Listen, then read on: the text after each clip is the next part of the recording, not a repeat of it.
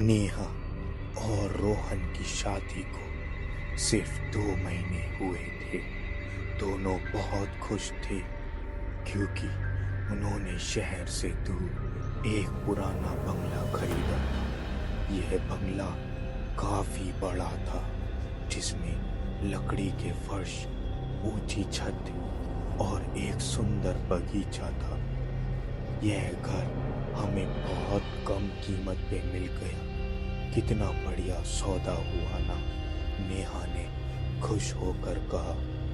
रोहन हंसते हुए बोला, हाँ, लेकिन सुना है कि यह बंगला काफी पुराना है। क्या तुम्हें डर नहीं लग रहा? डर? अरे नहीं, मुझे तो पुरानी चीजें बहुत पसंद है, नेहा ने कहा और अंदर जाने लगी।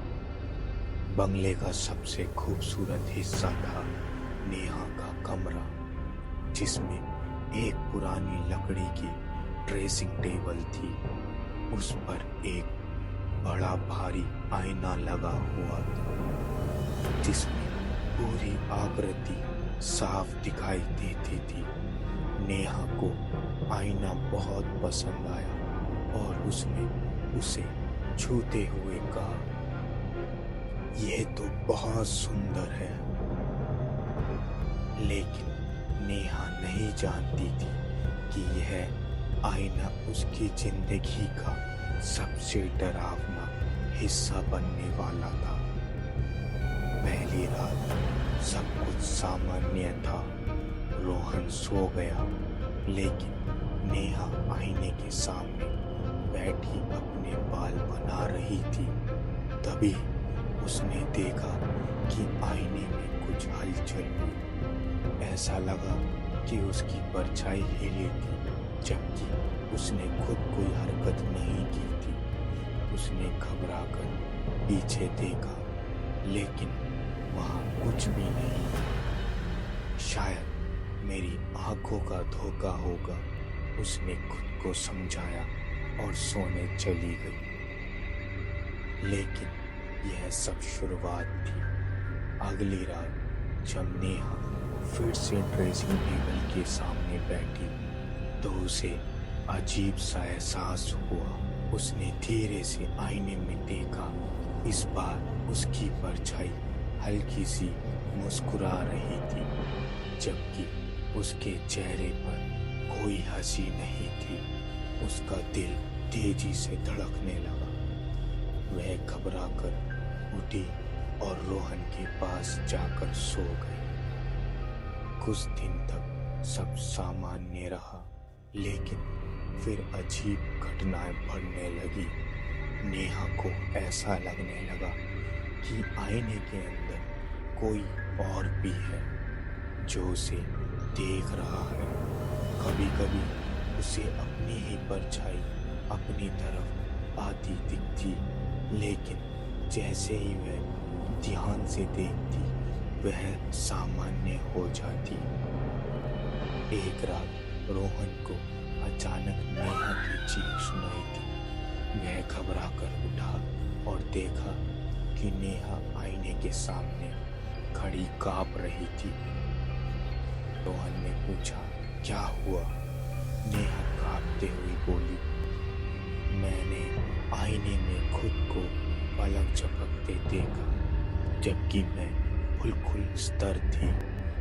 रोहन ने उसे पानी दिया और कहा, शायद तुम्हारा दिमाग में कोई वहम बैठ गया है, तुम ज्यादा मत सोचो। नेहा ने सिर हिलाया, लेकिन अंदर ही अंदर उसे लग रहा था कि कुछ बहुत बुरा होने वाला है। अगली रात जब नेहा कमरे में अकेली थी, तो उसने आईने में झांका। इस बार उसकी परछाई मुस्कुरा रही थी और धीरे धीरे हाथ बढ़ा रही थी आईने से बाहर आने के लिए। नेहा की चीख निकलने ही वाली थी कि परछाई ने धीरे से कहा, डरो मत, मैं तुम ही हूँ। नेहा को चक्कर आ गया और वह जमीन पर गिर पड़ी। जब उसने दोबारा आंख खोली तो सब कुछ सामान्य था। अब नेहा को हर समय महसूस होने लगा था कि आईने के अंदर कोई और मौजूद है। एक दिन जब रोहन ऑफिस गया हुआ था, नेहा ने हिम्मत जुटाई और आईने के सामने खड़ी हो गई। कौन हो तुम? उसने डरते डरते पूछा। आईने में उसकी परछाई मुस्कुराई और बोली, मैं नेहा हूँ, असली नेहा। नेहा के हाथ पैर ठंडे पड़ गए। उसने डर कर पीछे हटना चाहा, लेकिन उसके शरीर ने काम करना बंद कर दिया। तुम्हारी जगह अब मेरी बारी है, परछाई बोली और अचानक आईने से बाहर निकल आई। नेहा चीख पड़ी। तब तक बहुत देर हो चुकी थी। अगली सुबह रोहन घर लौटा। नेहा उसे सामान्य लगी, लेकिन उसमें कुछ अजीब बदलाव आ चुका था। उसकी आवाज में हल्का फर्क था, उसकी चाल में अजीब सी कठोरता थी, और सबसे अजीब बात, अब वह आईने के सामने ज्यादा समय बिताने लगी थी। रोहन ने जब उससे पूछा, तुम ठीक हो? नेहा मुस्कुराई और बोली, हाँ बिल्कुल, अब मैं पहले से भी बेहतर महसूस कर रही हूँ। लेकिन उसकी मुस्कान में कुछ था जो रोहन को परेशान कर रहा था।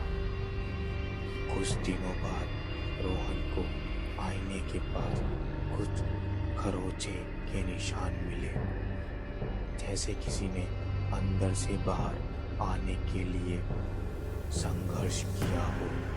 और फिर एक रात जब रोहन आधी रात को उठा तो उसने देखा कि नेहा आईने के सामने खड़ी थी, लेकिन आईने में उसका शरीर गायब था। उसके रोंगटे खड़े हो गए। नेहा, तुम ठीक हो? उसने डरते हुए पूछा। नेहा धीरे से मुड़ी। उसकी आंख अब वैसी नहीं थी। अब मैं यहाँ हूँ, हमेशा के लिए, उसने धीमी लेकिन डरावनी स्वर में कहा। अगली सुबह रोहन गायब था और नेहा वह अब भी आईने के सामने बैठी थी, मुस्कुराते हुए। लेकिन सवाल ये था, क्या वह असली नेहा थी या फिर आईने के अंदर रहने वाली परछाई?